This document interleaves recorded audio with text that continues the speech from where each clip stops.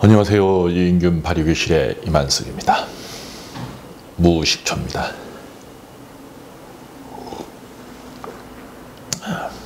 맛이 좋지는 않습니다. 자, 오늘은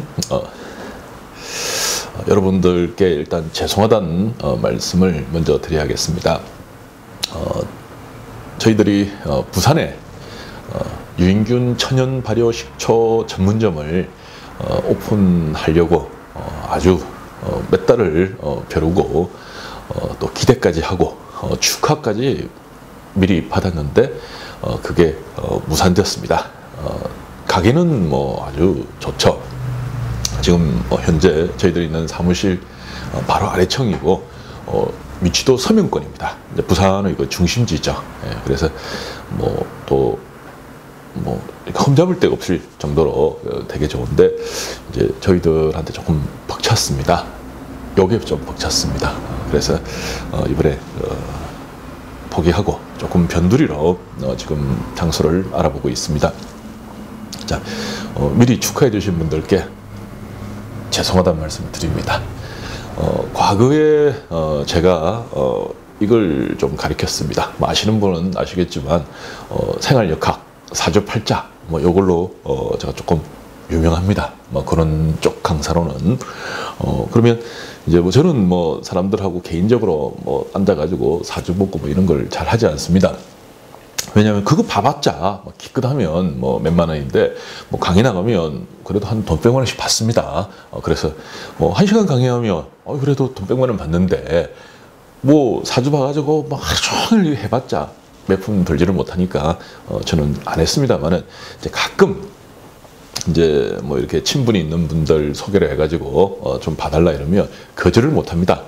근데 그 중에서 지금처럼 이제 창업 이제 무슨 일을 내가 하나 하려는데 가게를 하나 차리려는데 이제 이런 이제 질문이 자주 들어옵니다.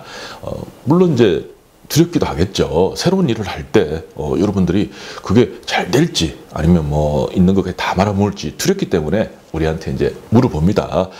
그러면 저희들이 이제 운을 이렇게 살펴보죠. 근데 이제 운을 살피고 제가 그분께 이제 물어보는 말이 있습니다. 자본금은 어느 정도를 지금 생각하고 계십니까? 이렇게 물어보면 지금 한 4억 정도를 예상을 하고 있다고 그럽니다. 그래요? 그러면 그 4억을 당신 돈으로 자기 돈을 가지고 있느냐? 자기 자본을 가지고 있느냐? 이렇게 제가 또 물어봅니다. 그러면 2억 정도는 자기가 가지고 있고 뭐 퇴직금 받은 거 하고 그리고 뭐 적금 넣어놓은 거 하고 뭐 이것저것 해가 2억은 가지고 있고 2억은 대출을 하려고 한다. 이제 이렇게 말하는 경우가 많습니다. 뭐 돈 다 가지고 사업하는 사람 아무도 없죠. 예, 그래서 그러면 제가 그분께 이제 이야기를 하죠. 선생님께서 지금 하시고자 하는 일이 앞으로 잘 될 건지 언제쯤 잘 될 건지 어떻게 될 건지 그런 걸 저한테 물어보지 마시고 선생님이 앞으로 하시고자 하는 그 사업 지금 준비하고 계신 그 사업이 언제 망할 건지를 저한테 물어보십시오. 오히려 그게 더 정확하게 저희들이 맞출 수가 있습니다. 이렇게 이야기를 합니다. 그러면 상대방은 깜짝 놀라죠. 아니 망하려고 사업하는 사람이 어딨냐. 내가 언제 잘 될 거라는 걸 그거 보러 왔는데 어떻게 그렇게 이야기를 하느냐고 아주 그 화를 내시는 분도 계십니다. 그럼 제가 이야기를 해주죠. 자, 사업이란 이제 새로운 이제 일을 하는 거죠. 사업이라는 거는 한 치 앞을 모르는 겁니다. 근데 생 같은 경우에는 벌써 남은 돈, 그러니까 그걸 대출을 뭐 은행에서 받든 어디서 받든 남은 돈을 절반 정도를 가지고 거기서 시작을 한다 그러면 이거는 볼 것도 없습니다. 쌤이 아무리 운이 좋고 그러더라도 그걸 보는 것보다는 쌤이 언제 망하는가 그걸 보는 게 오히려 더 빠르고 정확하다고 이제 자초지종을 제가 말씀을 드리면 그때는 납득을 합니다. 자, 여러분들 주변에서 식당 여는 사람 아니면 또 따로 뭐 창업을 하는 사람 얼마나 많습니까? 저희들 사무실 근처에도 서면 쪽에 보면 저는 깜짝 놀랍니다. 엊그제 있던 식당이 오늘 없습니다. 지난달까지 있던 식당이 오늘 없습니다. 뭐 금방 열었다가 금방 바뀌었다가 열었다가 바뀌었다가 열었다가 바뀌었다가 정신이 없습니다.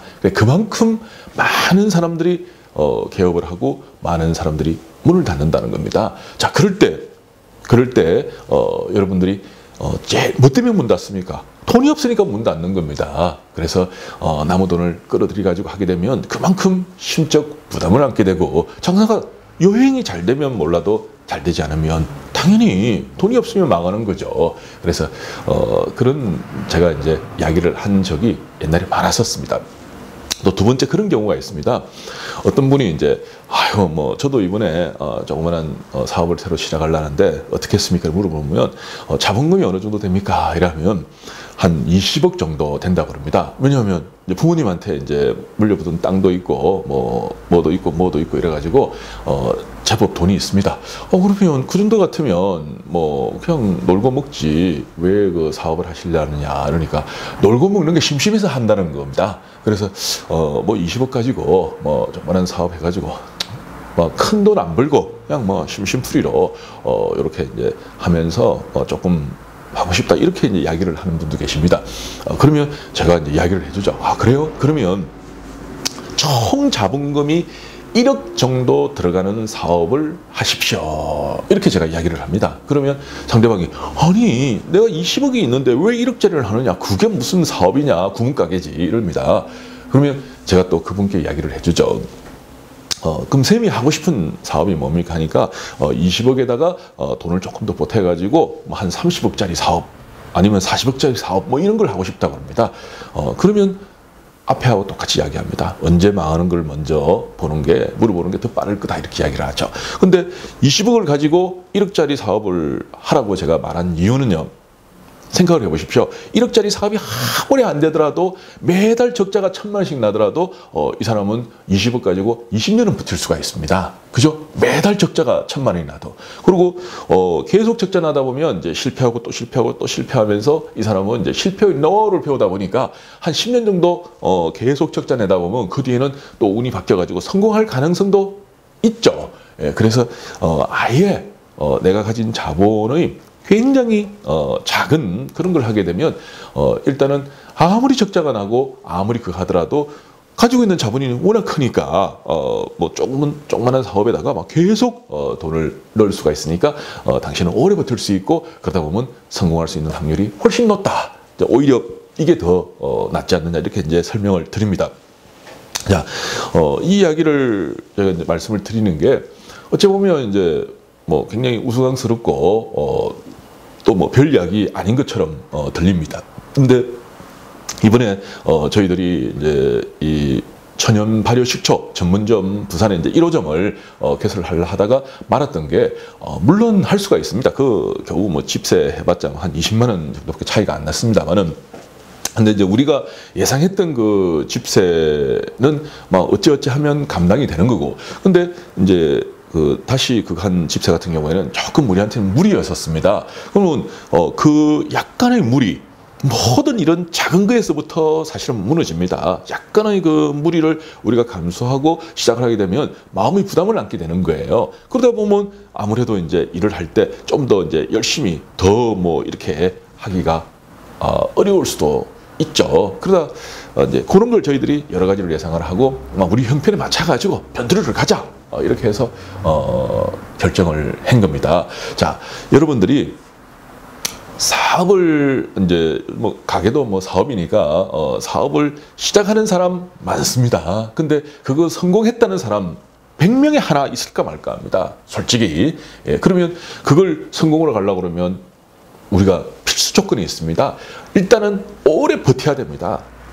이게 사업이라는 건 하다 보면 잘 될 때도 있고 안 될 때도 있고 운이 좋을 때도 있고 나쁠 때도 있습니다. 그러면 좋을 때는 다 좋습니다. 뭐 집세도 척척 맞추고 돈도 가져가고 다 좋은데 안 될 때를 우리는 대비를 해야 됩니다. 그럴 때 지출이 많으면 휘청거리게 되는 거죠. 그때 발목이 잡히는 겁니다. 그게 한 달, 두 달, 석 달 가게 되면 그 압박감 때문에 결국 있는 자본까지 다 빨아먹게 되는 게 보통 사람들의 그 사업의 그 패턴들입니다. 그래서 저희들은 형편에 맞춰가지고 어려울 때도 버틸 수 있는 이제 그런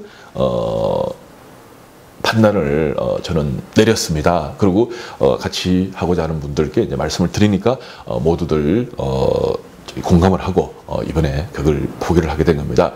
그래서 여러분들도 앞으로 천연 발효 식초 전문점을 할 때 절대 큰 걸 차리지 마십시오. 그리고 절대 무리하지 마십시오.